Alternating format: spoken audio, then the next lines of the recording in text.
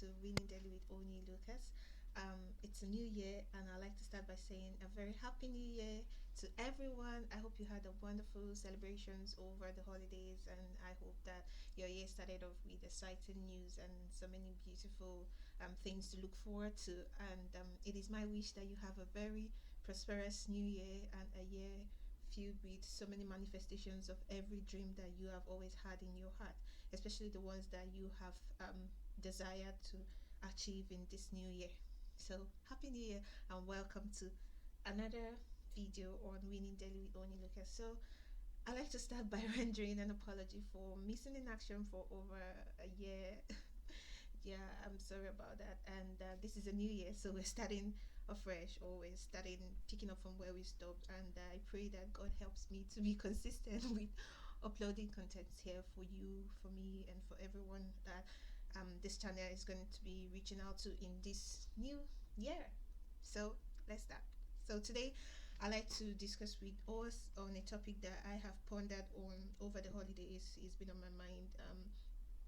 As 2022 was winding up, I was thinking, okay, what really do I want to focus on in 2023, and what is going to be like a driving motivation to where I want to be at the end of 2023. And um, I think my thoughts were channeled towards productivity. So I'm going to start with productivity. Let's talk about it. Yeah. So productivity. One would ask, what is productivity? So just to put a definition to productivity, I'll read from what I googled online.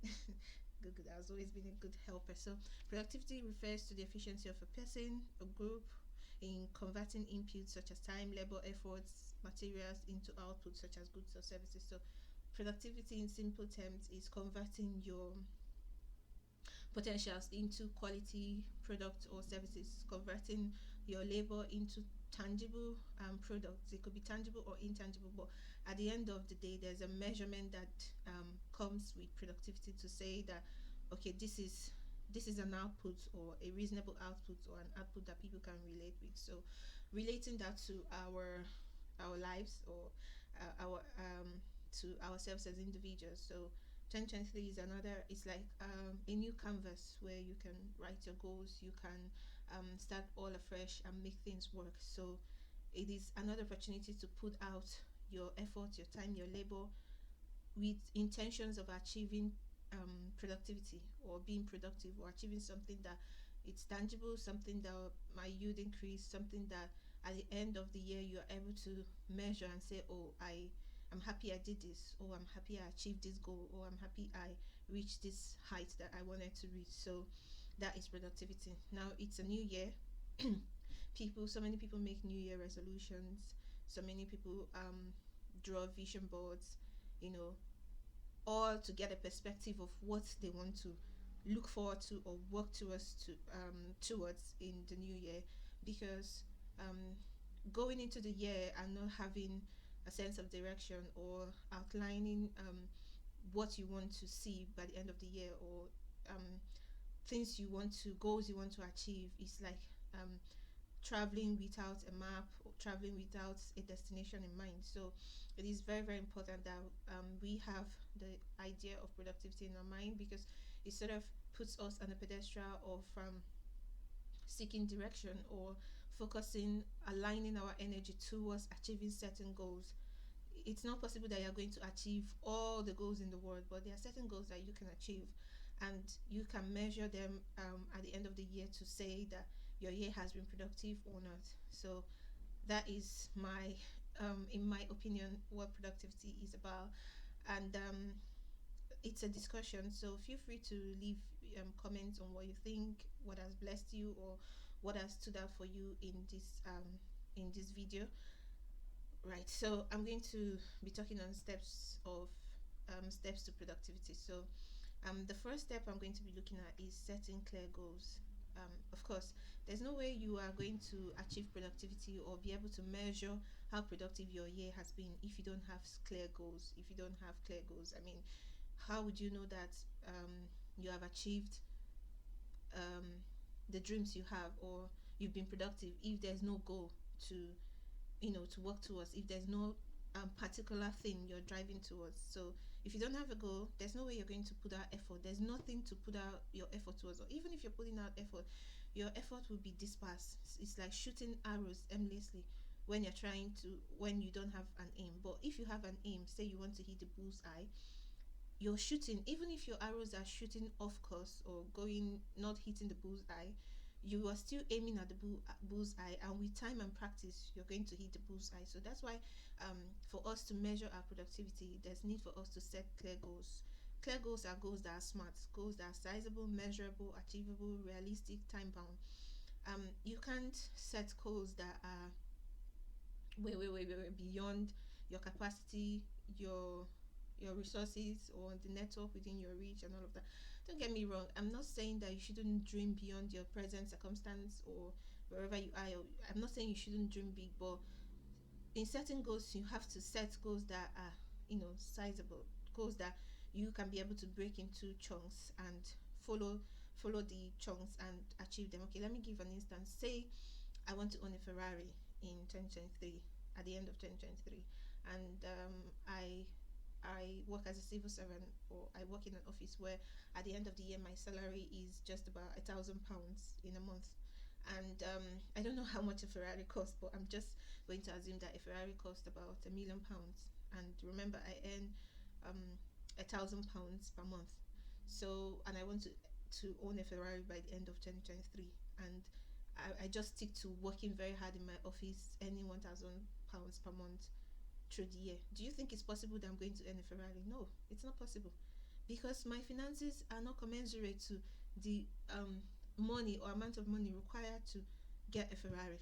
But then again, I can say yes, my goal is to own a Ferrari by the end of 2023, and yes, I work in an office where I earn £1,000 per month. Now, a Ferrari costs £1,000,000. What do I have to do to raise the money for me to be able to acquire a Ferrari by the end of 2023? I can either look for another job that can pay me higher. That's one option. Number two option is that I'm going to maybe look for side incomes or side jobs or gigs that can earn me money. Say I get another job that pays me like say £50,000 per month, okay, and say I decide to save £20,000 towards my Ferrari every month, and then I get another I guess side jobs or side income streams that maybe give me say £100,000 per month, okay. So okay, let me say £80,000 a month. So adding to 20,000 and saving from my salary, I'm able to save £100,000 per month. Okay, in this way, I'm trying to break down the cost of the Ferrari across the year. So I can say that if I save 100,000 per month for 10 months, I'm going to be able to raise £1,000,000 to buy a Ferrari. So how do I get £100,000 per month? I get a new job that pays me £50,000 per month, so that I use 30,000 towards my living expenses and save 20,000 from there, and I get side gigs that can allow me to save £80,000 from the side gigs. So adding that to the 20,000 from my salary or from my 9 to 5 job, that would be £100,000. So in the space of 10 months, I keep saving £100,000, and at the end of 10 months, I have £1,000,000. So I've been able to achieve. I am able to achieve the dream of having a Ferrari, because I broke my dream or my goal into something sizable, and broke it into chunks, so that I'm able to spread it across a period of time that allows me to work on it consistently without it being a burden or weighing so much on me or becoming unrealistic. So that's what I mean when I say setting smart goals. Break them down. Say you want to pass an exam, you have an exam by April or by June, and you want to make a distinction in the exam, or you need to pass the exam or get the certification. What is your plan? How many hours can you read in a day? Not a month to the exam, but 3 months, 4 months to the exam. How is your preparation? You need to break it down. You need to do something every day towards your goal. That way it's easy for you, and you can measure your success over a period, and you build on your efforts. But if you wait till say a month or a few weeks to the exam to start reading, some people it works for them, but I mean, for me it doesn't work. So know what works for you, I'm sure that breaking down goals into chunks really works for so many people. So in setting your clear goals, you need to have goals that you can break into chunks and work on them. Realistic goals, not goals that sounds like somebody that woke up from, somebody that is drunk or something. But you need to set goals that are realistic. You need to set goals that are achievable, goals that are time bound. You can say, supposing I said I want to own a Ferrari, and I didn't say as at when I want the Ferrari. If I didn't say I want the Ferrari at the end of the year or at the end of 10 months, I wouldn't have had a time frame to work towards achieving that Ferrari. So that's why it's important for you to have time allotted to your goals, so that it drives you. Every day you're looking at your calendar and you're like, okay, I'm so days away, I'm so months away. It serves as it puts you on the pedestal to sort of keep pushing towards realizing your goal. So that is it for setting clear goals. Then number 2 is to create a schedule. Creating a schedule is somehow in line with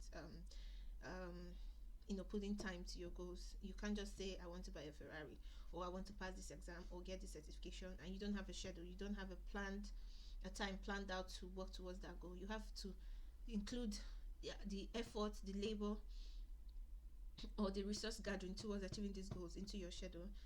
Create a time of the day where you work on that goal.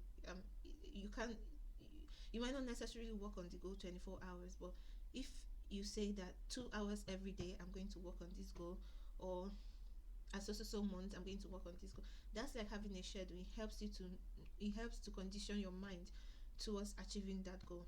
Okay, it helps to put you in a place of self-motivation, where you are pushing, you are doing, because you have a time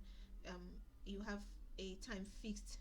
You're working with a time, so it's not like you're just going about aimlessly. Oh, I'm going to own a Ferrari, and then you don't know when you're going to own the Ferrari, so you don't even know when to work towards owning a Ferrari. So that's why it's important to create a schedule. Say you have an exam in April, you can decide to be reading 2 hours every morning. Say you wake up by 5 and you start reading by 6 to 8, and that is it for the day. You do it continuously for the period of 3 months before your exam in April. You find out that by April you are very ready for the exam.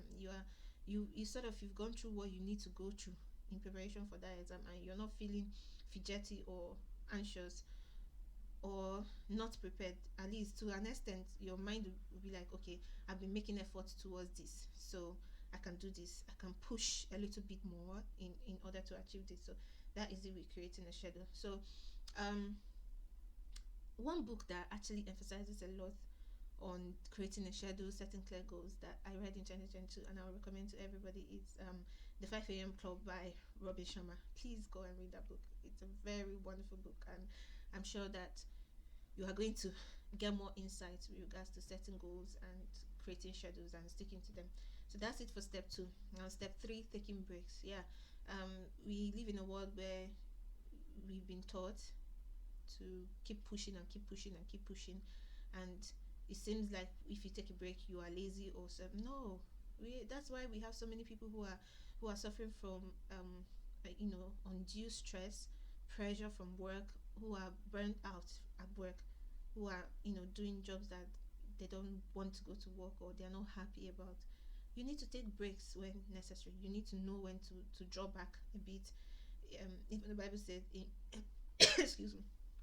Even the Bible says that in retreat and in solitude, in quietness shall be your strength. So sometimes when you retreat, you take a break, it sort of helps you to revitalize your body, your mind. You come back with more zest, more energy than previous. You might even see new insights to that goal you're pursuing when you take a break.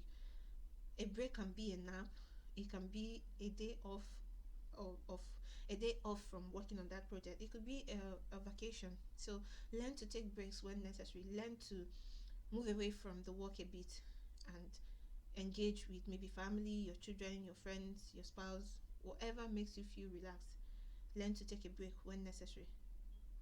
That would help you to come back with new ideas.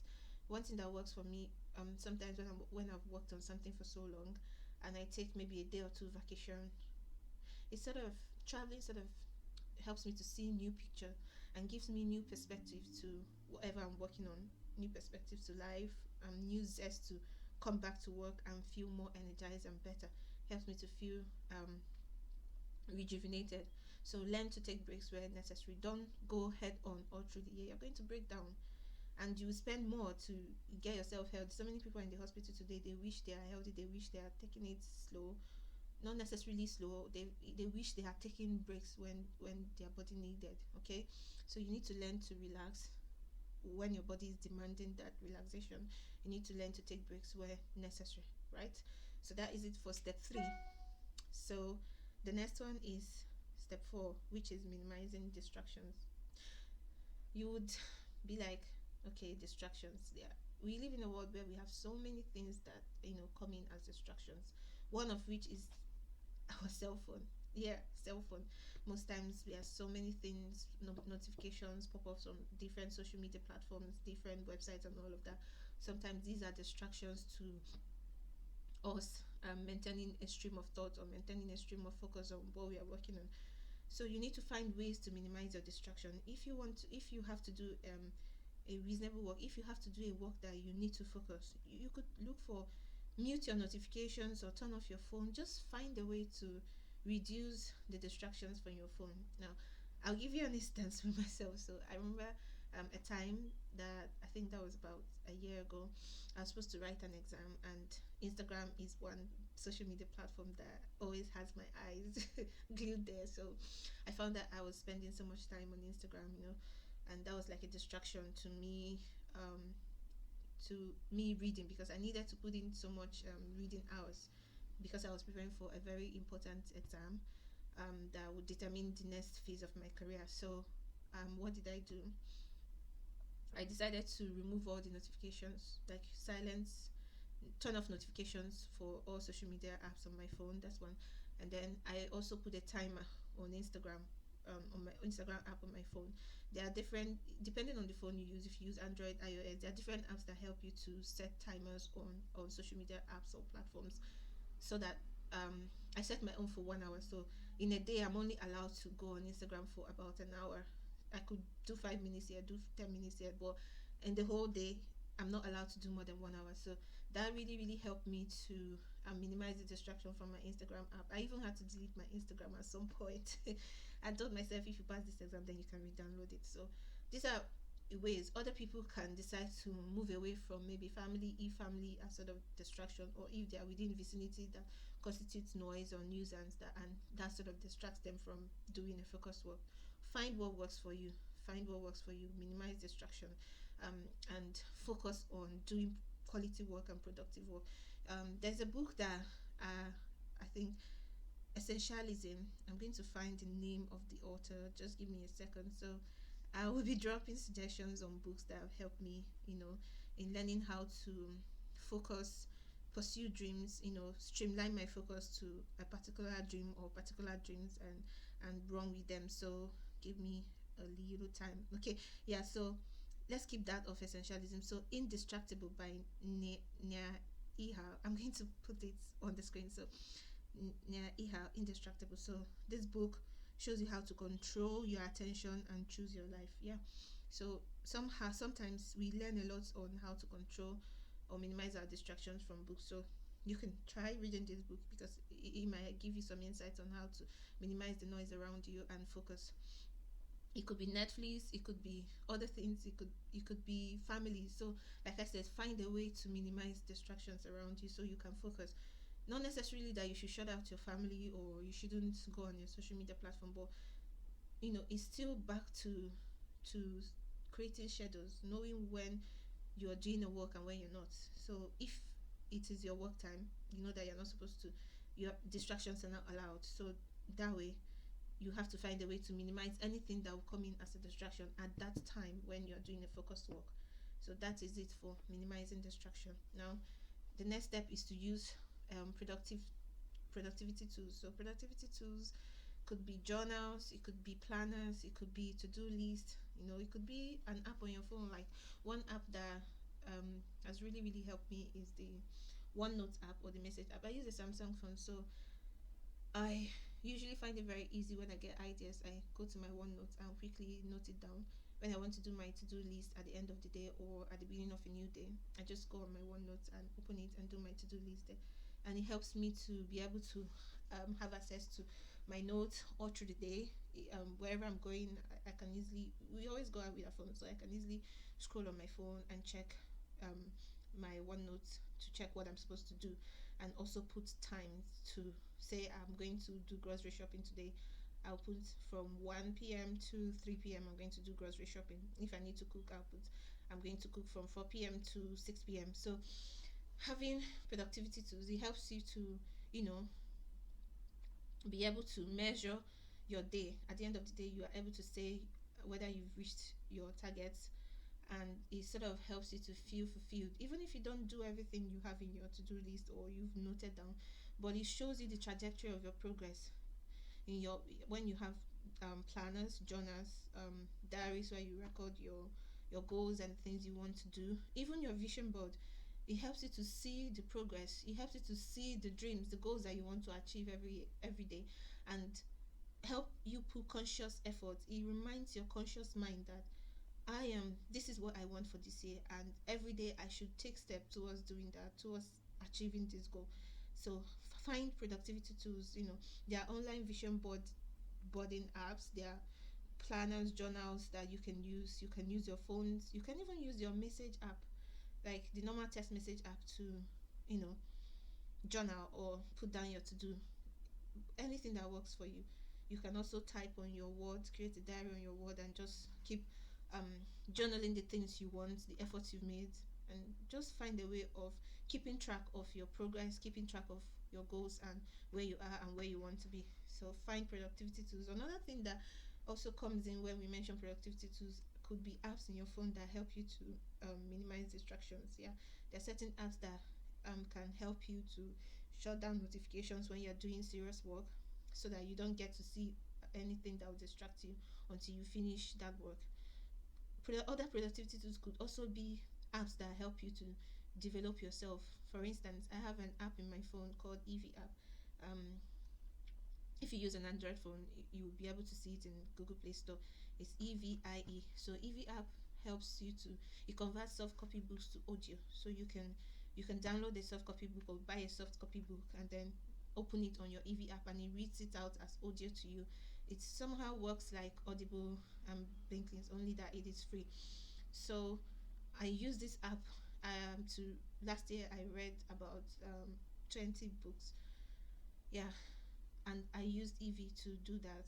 I should have read more than that, but at least I did something. So all of them I read on EV.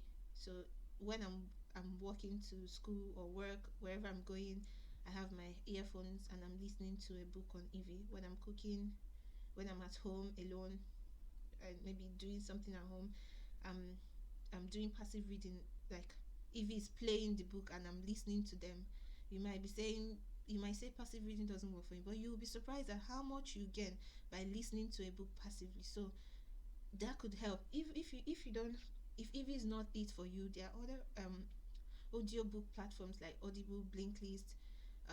So many of them you can subscribe and listen to books. They help you to develop yourself, to equip your person. So you don't have to wait for when you have hard copy books to sit down and read or carry them about and all of that. You can actually use your phone. So these are the things that are productivity tools that will help you to achieving your goals. Now, the next one is to stay organized. Organization is very important to us achieving our goals this year. By organization, you could start with organizing your goals in chunks in your calendar, creating schedules. So everything is interlinked, okay? By creating a schedule, you're organizing your mind, you're organizing yourself, you're organizing your month to know that I am going to work on this with regards to achieving this goal at so time. You organize your calendar, you organize your mind, you organize your environment, because environment plays very massive role to our ability to focus or concentrate or achieve or do meaningful work. For instance, I find it very hard to work if my table is in a mess or disorganized. I find it very hard to concentrate at home if the house is scattered, if things are not placed in order, or the house is not neat. So I'm not saying I'm perfect, no, I'm just giving an instance. So I try to make sure that the house is organized, my table is organized whenever I want to do meaningful work, or at every point I need to work. I must ensure that I have an organized table. The house is organized for me to be able to concentrate. So you need to find a way to put organization in your office, in your studio, wherever you work. Okay, you can't come into your office and you have your files scattered. You can sort the files according to their relation to each other, or according to the project and stuff. Organize them in a way that is easy and accessible for you. If you need to pick one, you don't have to go scrambling through all the documents and all of that. So organization plays a big role in managing our time and resources effectively. So you need to stay organized. You need to organize your mind, because if your calendar is organized and you know that, okay, by so day I'm supposed to have a meeting with this person, you wouldn't go requesting that meeting again, or running after somebody else, because you already have it planned in your calendar. You won't be running helter skelter or following what every other person is doing because people are doing it, I have to do it. When you organize, you know what you want to do at every point in time, you know. So you focus on your own goals, your own actions, your own efforts, and drive with it. So that's what organization does for you. It helps your mind to stay in sync with your goal. It helps you to, be in that place, in that present place. Okay, if there's anything like that. Yeah, so that's it for staying organized. Then the next one is to get enough sleep. You need to sleep. So enough sleep or quality sleep is not necessarily when you sleep the whole day. No. I'll refer back to the book by 5 a.m. Club by Robin Sharma. The quality of sleep you have is very important. In that book, Robin Sharma mentioned something that you shouldn't be going on your cell phone an hour before your sleep time, an hour before your sleep, because it somehow makes it a bit difficult for you to eventually go off to sleep. If you go on your phone an hour before your sleep time, or you have your phone ringing while you are sleeping, of course you're going to wake up and that has cut you short from the sleep, and you now start trying again to make effort to go back to sleep. So it is important that you find a way to ensure your sleep is quality. If you're sleeping for 4 hours at night or 5 hours, or how many hours you sleep, make sure they're quality. Remove anything that would cut short those sleep hours. And another thing that helps is having a consistent sleep pattern, in the sense that if your bedtime is 10 a.m., ensure to go to bed by 10 a.m. every night. Sorry, 10 p.m. every night. Who sleeps by 10 a.m.? Anyway, if you do night job, it could be your bedtime. So ensure to go to bed by 10 p.m. and probably your waking up time is say 2 a.m., 3 a.m., 4 a.m., whatever works for you. If you consistently go to bed and wake up at the same time, it helps to make your sleep quality. Okay, and then removing gadgets from your room, ensuring that there are no phone lights coming on. It helps a lot. One thing, I don't entirely remove my phone from my bedroom. So what I do is, when I'm going to bed, I turn my phone face down. So I reduce the light and put my phone in silence. So even if it's ringing, it doesn't wake me. And it's far from my bed, so I don't get to even see it. But my alarm, if I need to wake up early and I need my alarm to wake me, of course my alarm would ring when it's supposed to ring and when I've gotten enough sleep. So you need to work on the quality of your sleep if you would to achieve the goals you've set for yourself this year. The quality of sleep, your quality of sleep is very, very important to you achieving the goals that you've set for yourself.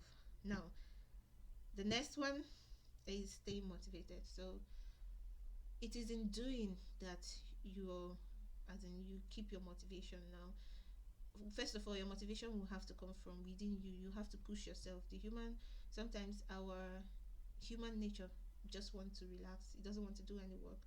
But the desire, or the earnest desire to reach a goal, or the idea or the mindset that I have a goal I have set to achieve at this particular point in time or for this year, it sort of puts you in line to put in the work and keep moving despite the odds, despite any seeming challenge. Now, another thing that works is having a community of people around you that also inspires you. Maybe it could be your friends, it could be your family, it could be a community, it could be an online community. It doesn't necessarily have to be a physical community where you meet people face to face. It could be an online community of people that you go back to, or that sort of inspire you, nudge you on. You can get inspiration from them when you feel like you're running low, when you feel like your energy levels are dropping, when you feel like you're not getting to where you want to be.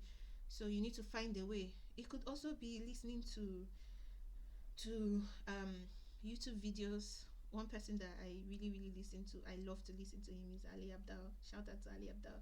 He's like a very big inspiration to me whenever I feel like, oh, I'm not, I need an external to refuel my motivation. So I go on to listen to him. And other persons like Priscilla Shire, I love listening to her.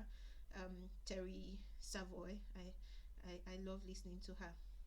So find what works for you. Find maybe music, find YouTube channels, find community of people, friends that nudge you on to pursue your dreams. You can also have friends that will be, or people that will be like accountability partners to your dreams, mentors that would, help you to keep pushing and reaching for those goals. So I've been talking for long. I hope that you've picked something so far. So the last one I'm going to mention before I wrap it up for today is continuous learning. As humans, anybody that there's a saying that when you stop learning, you die. So learning is a continuous process. You need to keep learning. You need to keep pushing yourself to be better, to develop your knowledge, to be well informed, more equipped. Because for you to be productive, you need to convert your potential energy into kinetic energy. You need to convert your potential into action so that you can yield the results that you want. And how do you convert your potential energy to kinetic energy? It is by information. You need knowledge. You need to know. You need to read. You need to find a way to develop yourself. You need to reach for skills, go for programs, conferences, read books, explore. One university where you don't have to pay, except you just need to buy data, it's YouTube. I've learned so many things on YouTube. In fact, during my masters, I virtually learned so much. I learned more on YouTube than from my lecturers. Yeah, because YouTube has so many videos that you watch, and it simplifies any topic you want to. By the time you watch 3, 4, 5 videos from different persons on a particular topic, you have sort of clarity on what you want to do, or an understanding of that particular topic. So take advantage of the resources around you: YouTube, websites, Google, ChatGPT, everything around you. Books, audio books, soft copy books, and everything. But most importantly, you need to develop yourself. You need to acquire more information, because knowledge is progressive. Every day new knowledge comes, so you need to build on what you know. Otherwise, you are going to be backward. You can apply the knowledge or what worked in the 80s or in the 19th century.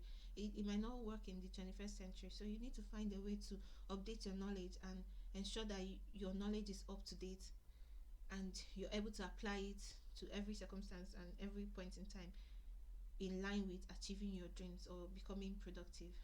So yeah, that is it for today. I hope you've learned a thing or two. Feel free to leave me comments, tell me how this video has impacted you, and if you have topics that you like us to discuss, please feel free to leave it in the comments. I'm going to also be putting the book suggestions in the description below, and I hope and pray that you have a very successful 2023, and I hope that at the end of this year we'll be able to say that it was a productive year, and I'm glad I watched this YouTube video that helped me to set my mind towards becoming productive, or making sure that 2023 was a year of productivity. So till next time, see you. Please don't hesitate to subscribe to my channel, share this video with someone, and I pray that everything works for you and you come back to share your testimonies of how this has impacted you. So remember, you can do anything you put your mind to. You just have to put your mind to it, and it is possible. The universe works in your favor. So go out there and make your dreams work. Ta-da, bye.